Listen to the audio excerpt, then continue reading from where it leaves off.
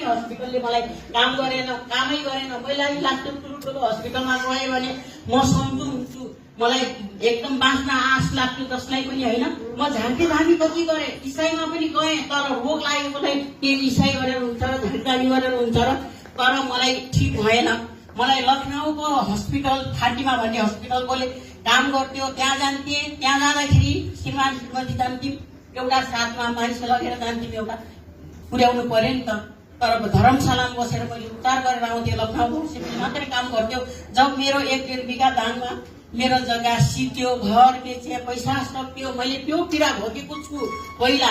किनभने म आज यो प्लेटफर्म पाउनको कारण म यहाँ काठमाडौँमा आएँ। म किन आएँ त भन्दाखेरि मलाई प्रत्येक 3 महिनामा मलाई ब्लड चढाउनु पर्ने थियो। लास्टमा मेरो रोग पत्ता लाग्यो, लिभर काठमाडौँ के अरे लखनऊ गएपछि ब्लड क्यान्सर भनिदियो। अनि त्यसपछि अब यो बाँच्दैन, तर मैले मेरो सेयरिङ धेरै गरेन।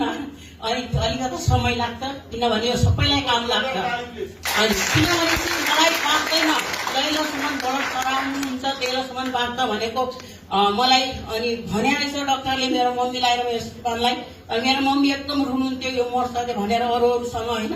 तर पनि मलाई डक्टरले के भनेको थियो, तपाईँ बाँच्नुहुन्छ, तपाईँलाई सन्चो भयो, अब तपाईँले जे खानुहुन्छ खानु होला भनेर बिदाई गर्दाखेरि मलाई त्यो पोजिटिभ एकदम मेरो मनमा लाग्यो कि मलाई बाँच्छ भनेर चाहिँ डक्टरले आमा त्यतिकै रुनुहुन्छ भनेर मैले त्यस्तो सोच्थेँ। तर जो पोजिटिभ सोच्थेँ मैले आमालाई के भने, आमा म केही पनि हुन्न कि म बाँच्छु, बरु तपाईँ मभन्दा पहिले जानु होला भने। आमा मेरै चिन्ताले आमा पनि के अरे प्रेसरले हानेर आमा पनि बित्नुभयो। र आज म सन्चो भएको 3 वर्ष भयो र यसमा आबद्ध भएको 4 वर्ष भयो। किनभने मलाई यहाँको सप्लिमेन्ट सबै सप्लिमेन्ट मैले प्रयोग गरिसकेको छु। जुन किनेर ओइल मात्रै मैले गर्दिनँ त्यो, किनभने माछा हो, म माछा खाँदैन। मेरो बाबाको नामबाट छोडेको छु, बाबा मम्मी दुवैजना हुनुहुन्न अहिले यो संसारमा।